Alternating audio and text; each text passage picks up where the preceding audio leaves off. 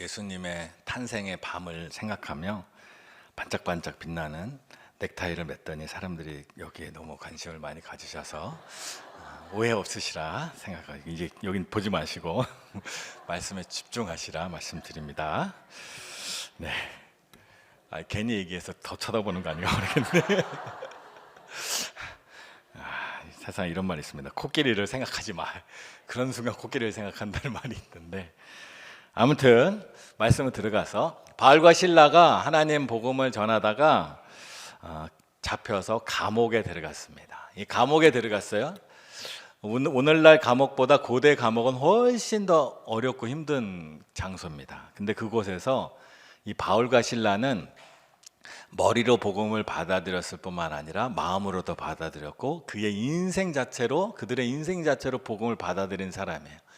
복음을 삶으로 완전히 받아들여 그의 삶을 예수 안에서 살아가는 사람들이 어떻게 다른가, 감옥에서도 그의 삶의 모습이 어떻게 다른가를 오늘 말씀이 우리에게 보여주고 있어요.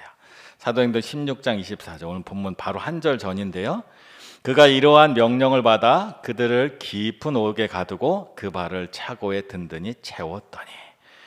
바울과 실라가 갇히던 시대는 로마 시대예요. 로마 시대에는 폭력이, 강제가 질서인 시대예요. 그래서 감옥에 갇혔다라고 말하지만 그들이 감옥에 갇히기 전에 이미 그들은 두들겨 맞았어요. 피가 철철 나도록 맞고 감옥에 들어갔어요. 또 감옥에 가두고라고 말은 하지만 가둔 게 아니에요. 사실은 원어를 살펴보면 감옥에 던졌다라고 표현해요.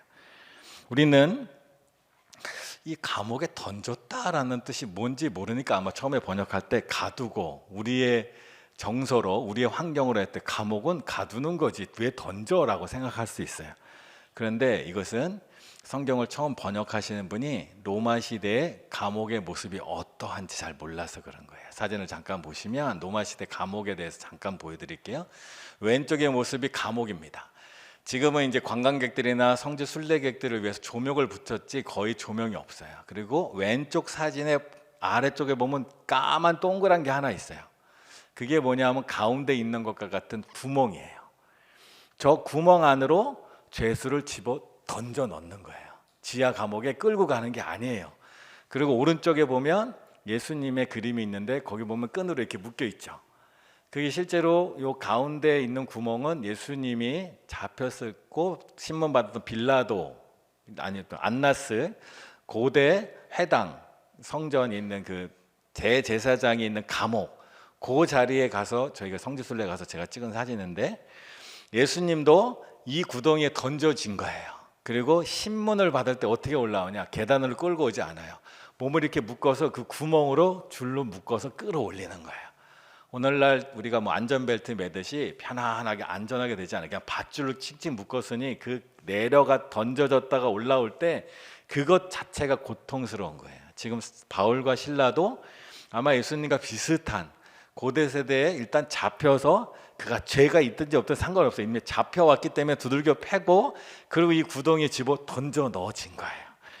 그래서 사람들이 이 구덩이에 던져졌으니 그것은 빛도 없고 깜깜한 곳에 맞아서 피 흘리면서 구덩이에 빠졌으니, 이 구덩이에 던져지는 순간 죄수가 느끼는 심리적 그 압박감은 이곳에서 나는 나갈 수 없다. 계단으로 걸어 내려오지 않았기 때문에 나갈 수 없다. 구멍을 찾을 수도 없고, 또 이곳에서 맞았고, 또 이곳에서 내가 풀려날 수 있을까라는 그런 강한 압박감 속에서 있다는 거예요. 그래서 대부분의 사람들이 들어오면 절망하거나 아니면 분노하거나 이럴 텐데, 바울과 실라가 달랐다는 거예요. 어떻게 달랐냐? 25절 이렇게 말합니다. 한밤중에 바울과 실라가 기도하고 하나님을 찬송하며 죄수들이 듣더라. 한밤중에, 낮에 잡혀와서 맞고 구덩이에 던져지고 감옥 안에 있는데, 한밤중이 되었을 때 이들이 아마 떨어졌을 때 발목도 삐었을 거고 아파서 아마 축 쓰러져 있었다가 정신을 좀 차리고 나서 바울과 실라가 한 것이 뭐냐? 기도와 찬양이라는 거예요. 바울과 실라가 기도와 찬양을 했어요. 근데 그 기도와 찬양을, 여기서 중요한 건 다른 죄수들이 그것을 들었다라는 거예요. 그만큼 소리내서 찬양하고 소리내서 기도하였던 거예요. 아마 죄수들이 그 모습을 보면서 이상하게 생각했을 거예요. 저 이상한 죄수들이 들어왔는데 찬양을 하고 기도를 하고 있네. 여기는 절망의 장소인데 소망이 없는 곳인데 뭐 좋은 일이 있다고 그렇게 찬양하고 기도할까? 그러고 나서 얼마 뒤에 지진이 일어납니다. 26절 이렇게 말해요. 이에 갑자기 큰 지진이 나서 옥토가 움직이고 문이 곧 다 열리며 모든 사람의 매인 것이 다 벗어진지라. 찬양을 하는 바울과 실라뿐만 아니라 그 찬양과 기도를 들었던 모든 죄수들이 묶어있던 모든 것이 풀렸고 옥문이 다 열렸다라고 말해요. 땅이 흔들렸으니까 아마 이 죄수들이 바울과 실라가 찬양하고 기도한 이상한 짓을 하는 것, 자기들이 보기에 이들은 하나님을 모르는 사람, 이방인들이에요. 하나님도 모르고 예수님도 모르는 사람들이에요. 아마 이상한 사람들이 와서 아프고 힘든데 찬양하고 기도했는데 지진이 일어났다. 아마 이들의 생각에는 추측컨대 그들이 보통 사람이 아니다. 혹시 그들이 신일 수도 있고 신이 보낸 신의 사자들일 수 있다고 아마 생각했던 것 같아요. 그래서 그들은 이 옥문이 열리고 감옥에 자기가 차고 있는 모든 차고가 풀렸음에도 불구하고 우르르 도망가지 않고 바울과 실레 앞에 다 모여 있는 거예요. 지금 현재 상황이. 지금 상황 그래요? 그러고 나서 일어난 일은 간수가 이것을 알은 겁니다. 27절을 보면 이래요. 간수가 자다가 깨어 옥문들이 열린 것을 보고 죄수들이 도망한 줄 생각하고 칼을 빼어 자결하러 하거늘. 간수가 지진이 일어나고 옥문들이 다 열리고 죄수들이 보이지 않는 거예요. 자기가 갔을 때. 그러고 나서 간수가 죄수들이 다 도망갔구나 생각했어요. 도망갔구나 생각하면 요즘 같으면 어떻게 해요? 빨리 수색대를 조직해서 잡으러 가야죠. 신고를 해야죠. 근데 이 간수가 칼을 빼서 자결하려고 한다는 거예요. 칼을 빼서 왜 자결하려고 했을까요? 아시는 분 아시겠지만 고대 로마의 법이 그래요. 고대 로마의 법은 죄수가 감옥에 잡혀 있다가 이 죄수가 탈옥을 하고 도망을 가잖아요. 그럼 죄수가 받아야 될 죄를 지키고 있던 사람이 대신 받아야 돼요. 살인자가 있어 사형에 처할 사람이 있는데 사형에 도망가서 사형수가, 그러면 이 간수가 사형을 당하는 거예요. 그냥 사형만 당하지 않아. 이 바울과 실라처럼 일단 고문당하고 매를 맞고 감옥에 던져지고 그 다음에 그들이 받아야 될 벌을 대신 받는다는 걸 간수가 다 하는 거예요. 근데 감옥문이 다 열리고 모든 죄수가 다 안 보여. 그러면 이 많은 죄수들의 죄를 자기가 다 감당해야 되는 거예요. 이제 간수들이. 그래서 도저히 그건 내가 견딜 수 없겠다 싶어서 자결하려고 했다라는 거예요. 이게 바로 로마의 법 체계 때문에 그래요.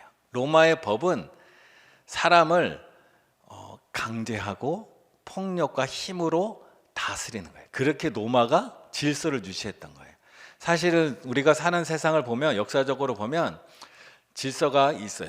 그 사회를 지탱하는 기본 질서가 있는데 그냥 대충 크게 보면 세 가지예요. 하나는 로마와 같은 힘에 의한 질서. 표를 한번 제가 만들어 봤는데 로마의 질서, 힘의 질서. 여기는 기본적으로 강제성, 두려움과 칼. 너 이거 말 안 들으면 너 죽어. 너 말 안 들으면 너 내가 때릴 거야.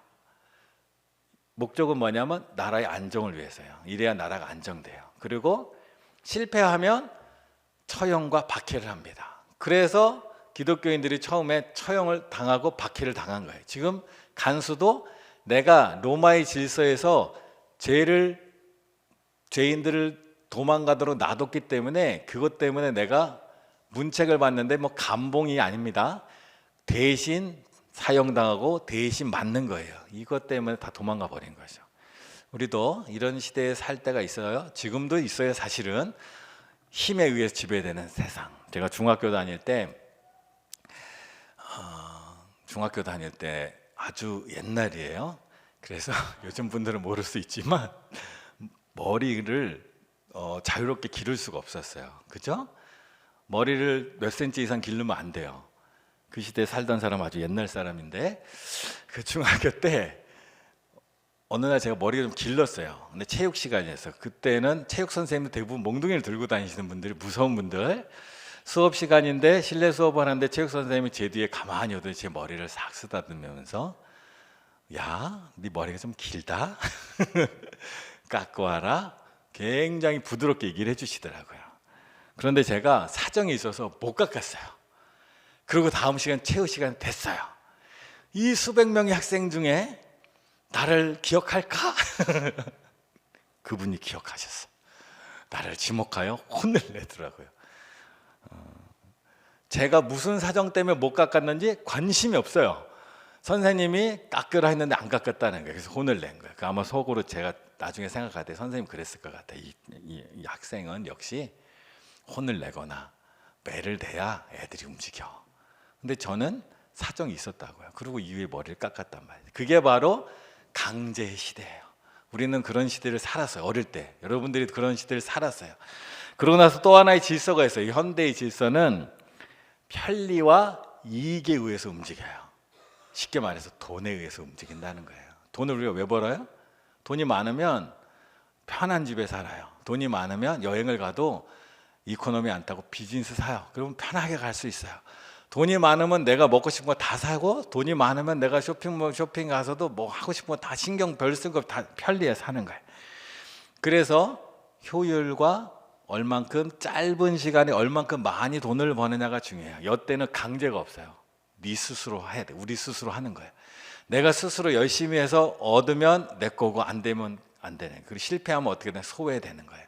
그 자격을 못 얻었다? 그러면 자연스럽게 소외가 돼요. 제가 고등학교 다닐 때, 중학교 때는 강제의 질서에 살다가 고등학교에 오니까 이 편리의 질서로 세상이 바뀌더라고요. 엄청난 시간은 아닌데, 고1 때 선생님들이 가장 많이 했던 말이 뭐냐? 3년 열심히 공부해서 30년 편하게 살아라. 이 말 들어보셨죠, 옛날? 이게 바로 편리의 질서예요. 내가 어느 3년 동안 열심히 해서 좋은 대학이라는 자격을 얻으면 그때부터 너의 삶의 효율이 올라가서 수익도 많이 벌고 편안하게 살 수 있다 이거죠. 저는 이 편리의 법칙을 따르질 않았어요. 무슨 말인지 아시겠죠?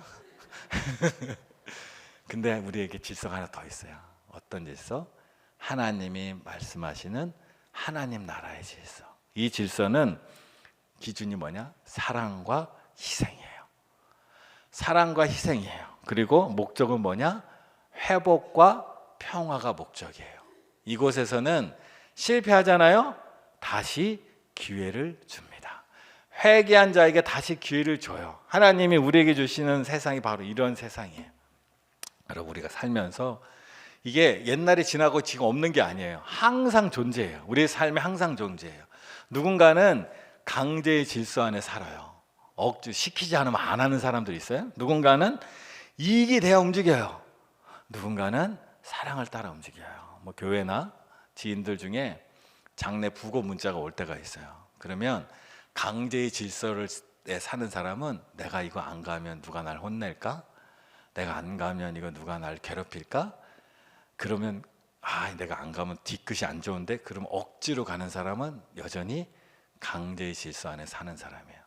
또 한 사람은 저 사람한테 갔을 때 저 사람은 나에게 내가 그때 상인 당했을 때 조문을 와서 부조금을 줬으니 나도 가서 줘야지. 그리고 저 사람은 내가 가도 내가 상담했을 때 올 것 같지 않아. 안 가요. 편리의 질서 안에 사는 사람이에요. 나에게 유익이 되냐 안 되냐. 사랑의 질서 안에 사는 사람은 그런 생각 안 해요.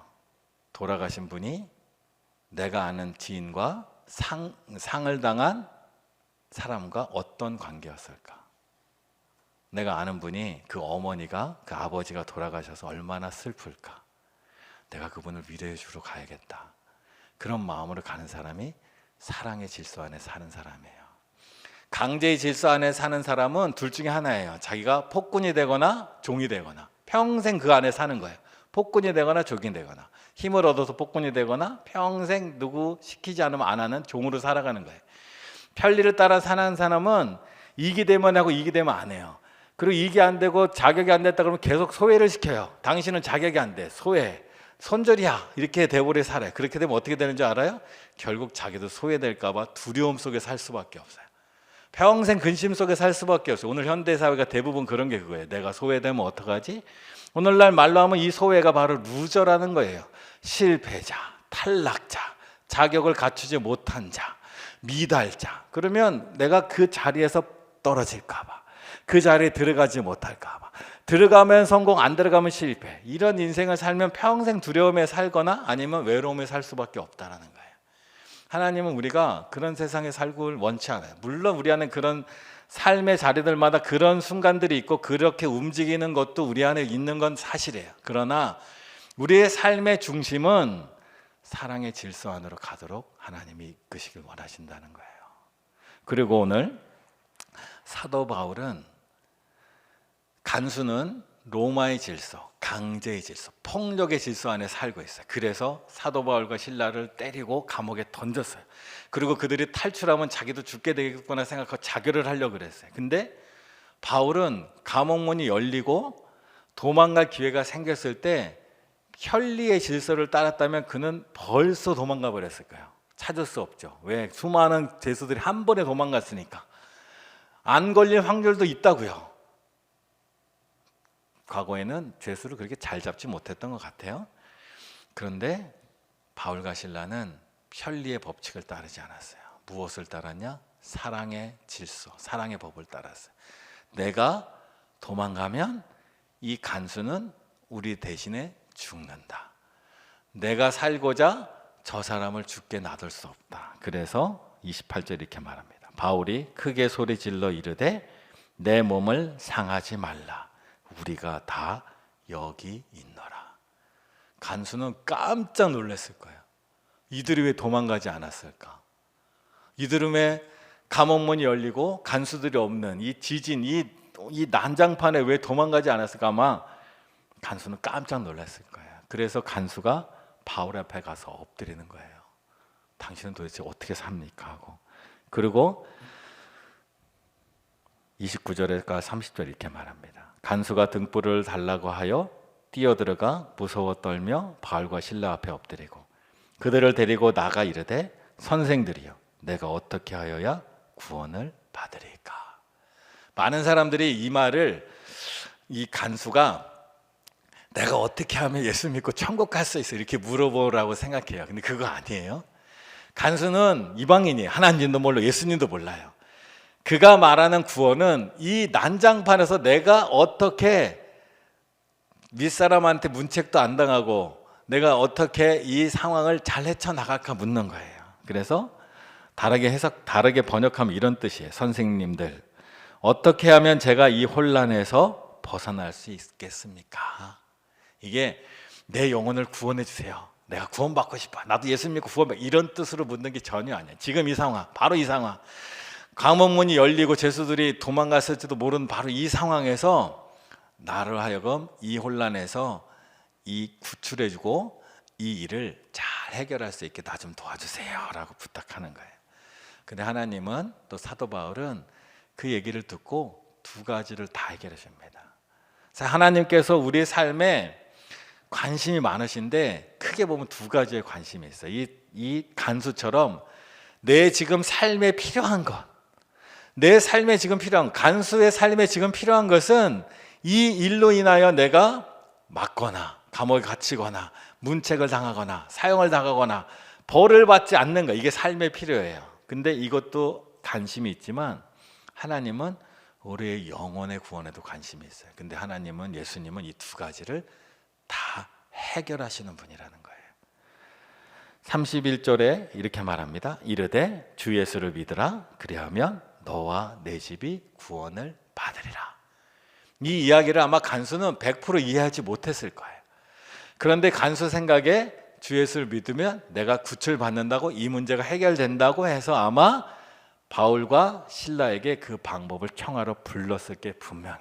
근데 예수님은 우리의 삶에 두 가지를 해결하신다고요. 우리의 삶의 필요도 해결하시고 또 영생의 은혜로 우리의 영혼의 구원까지도 해결하신다는 거예요.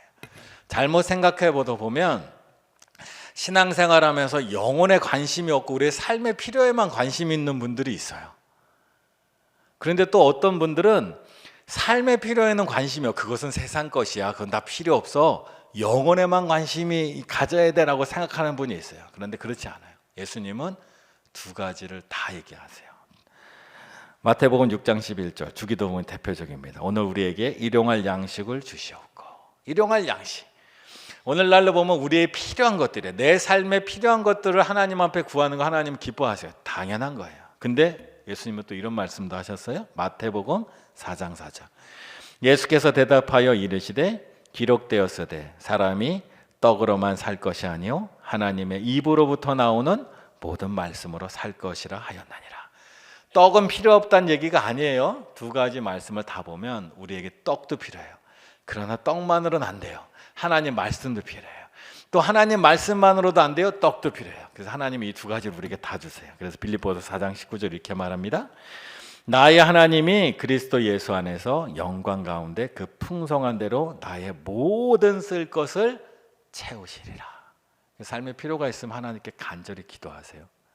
그리고 우리 영혼들 문제도 기도하셔야 돼요. 이 두 가지를 하나님은 다 해결했어요. 그래서 이 두 가지를 다른 말로 하면 뭐냐면 우리의 영혼의 구원과 삶의 필요는 우리의 존재 이유와 내 생존의 필요를 하나님이 다 채워주신다는 거예요. 생존의 필요를 하나님이 채워주세요. 하나님이 우리에게 필요한 것을 채워주세요. 그때 하나님이 우리에게 생존의 필요를 채워주실 때 우리는 그 필요를 하나님 앞에 기도하면서 동시에 우리의 삶에서는 성실함과 책임감으로 살아가면 하나님이 다 해결해 주세요.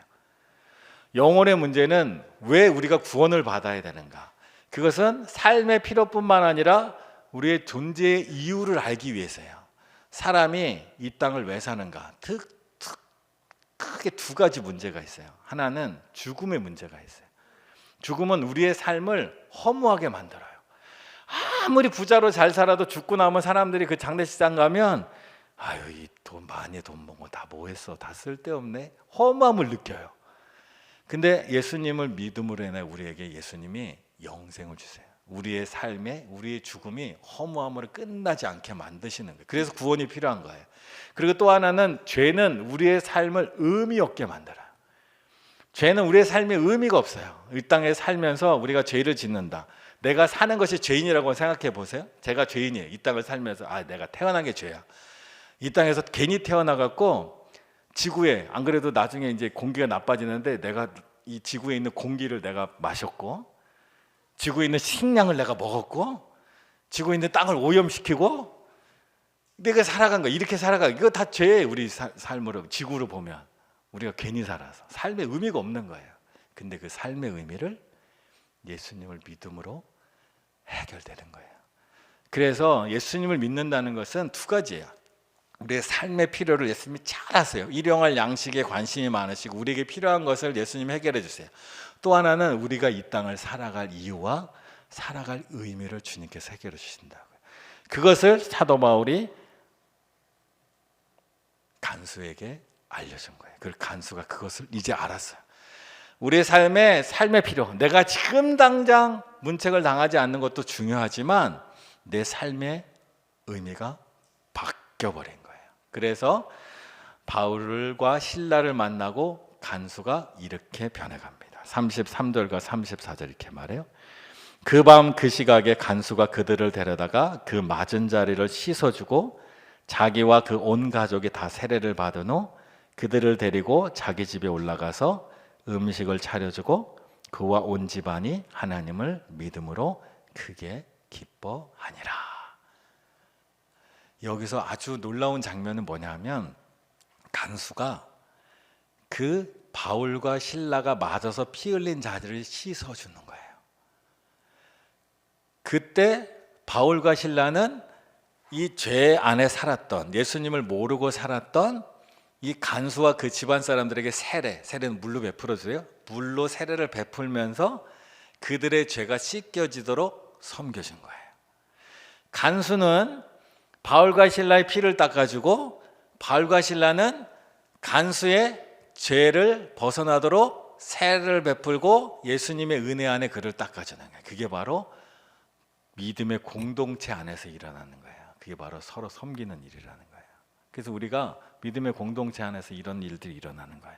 근데 참 놀라운 것은 여기서 우리가 잊지 말아야 될 건 하나님의 아름다운 공동체가 일어날 때 핵심 중에 하나가 뭐냐 하면 밥이에요. 식사, 밥, 식사. 아름다운 공동체는 밥을 서로 먹는 거예요. 예수님 이후에 신약 성경에 보면 식사하는 장면이 굉장히 중요하게 많이 나와요.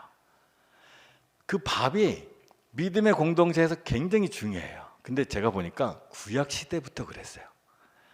우리가 구약 시대에 제사를 드리잖아요. 제사에 뭐가 들어가요? 제물이 소, 양, 염소, 또 곡물, 소재. 그게 다 뭐예요? 식재료예요. 제사를 달리 보면 하나님께 밥 지어 드리는 게 제사예요. 하나님께 고기 구워 드리는 게 제사예요. 예? 아멘이죠? 하나님과 우리의 식사의 자리가 제사예요. 예수님과 제자들이 식사했던 자리가 예배의 장소라는 거예요. 밥이 굉장히 중요해요. 오늘날 심리학자들이나 상담하시는 분들이 특별히 얘기하는 것 중에 하나가 가정의 부모와 자녀 간에 가장 중요한 시간이 언제냐? 밥 먹는 시간이에요. 하루에 한 번은 TV 그리고 다 꺼놓고 부모와 자녀 간에 같이 밥을 먹으라 그런 얘기를 많이 해요. 밥 먹으면서 이야기하는 거죠. 옛날에는 그 밥상머리 교육이라고 했는데 요즘은 교육하는 게 아니라 소통하는 거예요. 대화하는 거예요. 너 요즘 어떻게 사니? 어떻게 지내니? 밥 먹으면서 대화하는 시간이 굉장히 좋아요. 부모, 자녀 간에 나중에 멀어지지 않으려면 같이 밥을 먹을 수 있어야 돼요. 제가 그걸 잘 못했어요. 지금도 잘 못해요. 잘 해보려고 하는데 잘 안 되더라고요. 그래서 잘못한 것 같아요. 제가 자녀 우리 애들한테 밥 먹을 시간이 없어요. 애들 바쁘다 안 먹고 제가 바쁘다 안 먹고 밥을 그냥 한 끼 때우면 그만이라고 생각하고 살았어요 그동안. 근데 보니까 그게 아니에요. 성경은 그게 아니에요. 지금 뭐예요? 바울과 실라에게 간수가 밥을 줘요. 우린 이제 하나의 공동체다. 우리 말 한자도 있잖아요. 식구라는 게 밥을 같이 먹는 사람들이에요. 밥식자 입구, 입으로 같이 밥 먹는 사람들. 그래서 여러분 믿음의 아름다운 공동체를 이루려면 밥을 잘 먹어야 돼요. 아멘이죠? 아멘이 아니신 분은 성경 말씀 보시기 바라요. 사도행전 2장 46절 날마다 마음을 같이하여 성전에 모이기를 힘쓰고 집에서 떡을 떼며 기쁨과 순전한 마음으로 음식을 먹고 밥 먹었어요. 고린도전서 10장 17절 떡이 하나여 많은 우리가 한 몸이니 이는 우리가 다 한 떡에 참여함이라. 같이 밥 먹었다는 얘기예요. 누가복음 14장 15절 함께 먹는 사람 중에 하나가 이 말을 듣고 이르되 무릇 하나님의 나라에서 떡을 먹는 자는 복되도다. 아멘입니다. 아름다운 공동체는 함께 밥 먹는 공동체예요. 밥 먹고 끝나는 얘기가 아니에요. 밥 먹었다고 되는 게 아니라 밥 먹으면서 이야기를 나누는 거예요. 요즘 어떤 마음으로 지내세요? 요즘 힘든 건 뭐세요? 제가 기도할 건 뭐 있을까요? 요즘 어떻게 지내세요? 밥 먹으면서 대화하는 거예요. 그래서 밥이 중요하다는 거예요. 하나님도 제사라는 밥을 통하여 우리를 만나주시고 예수님도 제자들과 밥을 먹으며 이야기를 나누셨고 믿음의 공동체도 오늘 바울과 간수도 하나님을 믿고 예수님을 믿고 이제 삶이 바뀌니까 서로 밥을 먹으면서 서로를 위로하고 서로를 격려하고 서로를 섬기고 서로를 씻어주는 일이 있었다는 거예요. 그래서 공동체라는 게 하나님이 우리의 공동체를 굉장히 쉽게 만들었어요. 어차피 먹는 밥 같이 먹으라는 거예요.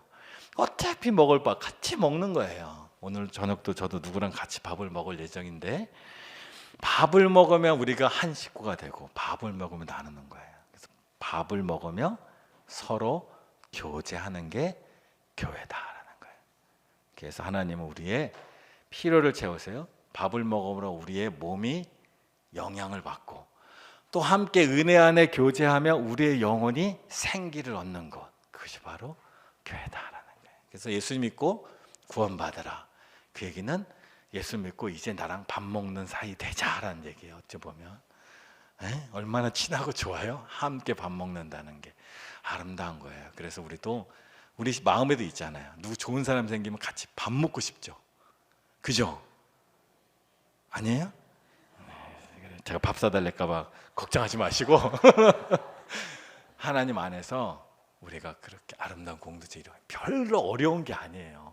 별로 대단한 게 아니에요. 함께 그렇게 지어져 가는 거예요. 그래서 예수 믿고 구원받아라. 했더니 간수가 예수 믿고 구원받았더니 바울을 닦아주고 바울과 함께 밥을 먹었다라는 거예요. 얼마나 놀라워요. 우리도 그렇게 서로 가까워지고 친해지며 아름다운 교회 이루어 가세요. 그게 하나님 좋아하시는 거예요. 예수님이 오셔서 예수님 제자들 만날 때마다 한 게 뭐예요?